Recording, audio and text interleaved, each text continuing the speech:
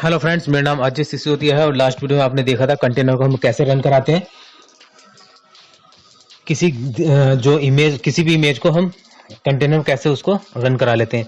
इस वीडियो में देखने वाले कंटेनर तो हमने रन करा लिया था लास्ट वीडियो में। अब हम देखेंगे जो रनिंग कंटेनर है उसके अंदर हम चेंजेस कैसे कर सकते हैं, यानी रनिंग कंटेनर के अंदर हम कैसे जा सकते हैं, ये हमें यहाँ पर देखना होगा। तो मैं क्लियर करा देता हूँ इसको। तो जो कंटेनर रन कर रहा होता है उसमें हम फाइल में कैसे चेंजेस कर सकते हैं और उसको जो भी है फाइल ऐड कर सकते हैं या फिर फाइल डिलीट कर सकते हैं। तो आने वाले वीडियोस में क्या आने वाले उसमें हमें ये ज़रूरत पड़ेगी इस चीज़ की, तो हम उसको आज देखने वाले। ये सब इमेजेस हमने यहाँ पर पुल करा ली थी।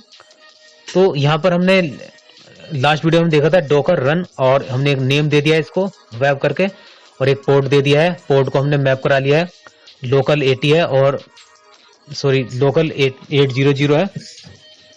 चलिए दोबारा से मैं बताता हूँ। डॉकर फिर रन कराएंगे, डिटैच मोड होगा -d, इसका एक नेम दे देते हैं हाइफन नेम, सर्वर नेम दे दिया मैंने कंटेनर का, और मैं मैप करा रहा हूँ, पोर्ट दे रहा हूँ इसमें 80 लोकल होगा और जो कंटेनर है उसका 80 होगा। हमने मैच करा लिया है।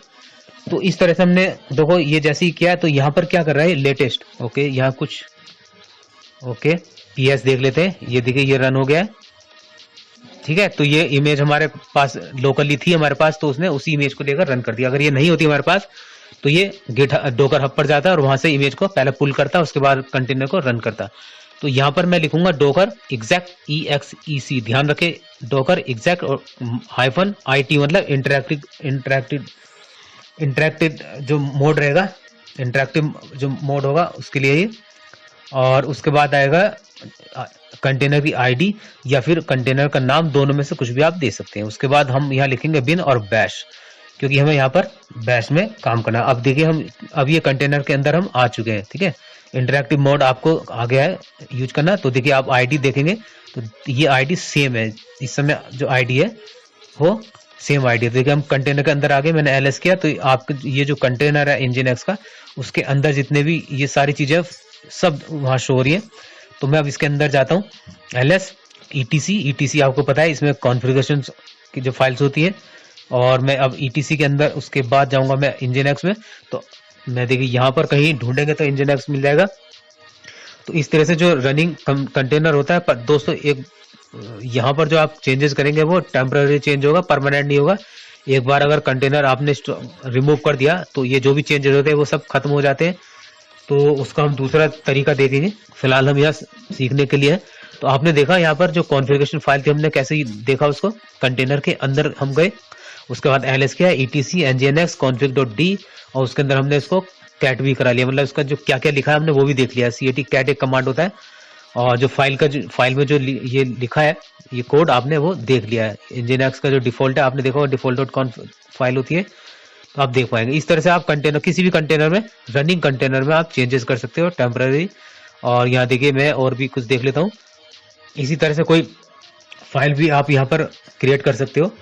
और देखिए यहाँ मैं आपको दिखा देता हूँ। मैं जाता हूँ वेयर में, और जहाँ पर ये ETC में जाता हूँ, ETC फोल्डर में, यानी कॉन्फ़िगरेशन में देखता हूँ मैं, फिर जाता हूँ NGINX में। और यहाँ पर मैं ये चाहता हूँ कि जो हमारी फाइल्स हैं वो कहाँ पर होंगी, हम ये देखेंगे। तो पहले मैं LS USR करता हूँ, जो यूजर की जो फाइल है जिसमें HTML फाइल होती है, वो हम प्रोजेक्ट जो फाइल रखते हैं वो कहाँ है, तो यहाँ ढूंढेंगे।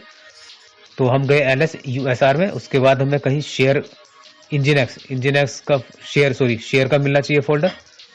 उसके बाद NGINX, और NGINX के बाद अगर हम देखेंगे तो HTML मिल गया। तो यहाँ पर हमारे फाइल्स होती है, देखिए index.html ये वाली फाइल है जो यहाँ पर डिस्प्ले हो रही है, डिफॉल्ट वाली।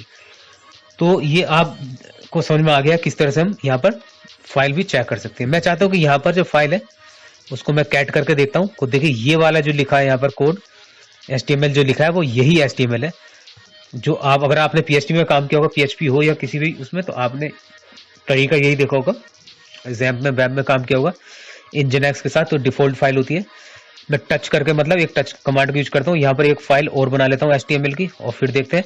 तो दोस्तों ये जो है ये तो टेम्पररी है, मतलब अगर आपका एक बार कंटेनर अगर आपने क्लोज किया, कंटेनर क्लोज अगर एक बार हो गया तो उसके बाद ये सब डिलीट हो जाता है। फिर यूजलेस हो जाता है, सब डिलीट हो जाता है। फिर कंटेनर आपको दोबारा से चलाना होता है, तो फिर से वही प्रोसेस होता है दोबारा सेम।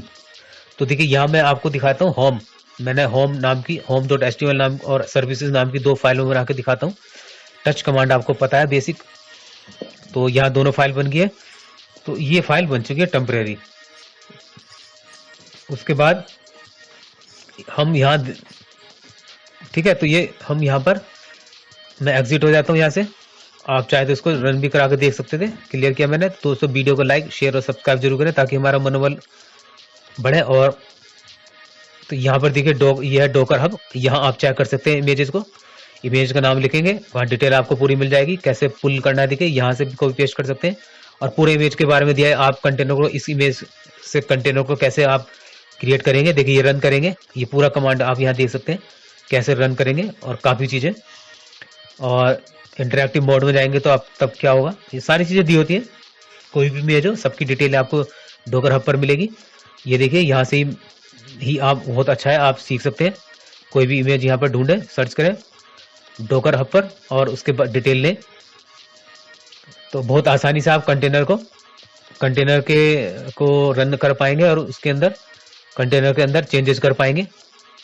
तो यहाँ मैं आपको बताया था डोकर और -d और -name और db। तो मैं अब रन करके दिखा देता हूँ MySQL की इमेज। दोस्तों ये जो -name है, ये आप अपने अकॉर्डिंग दे सकते हैं, जो मर्जी आप दे दीजिए, डेटाबेस दे दीजिए, db दे दीजिए, MySQL दे दीजिए।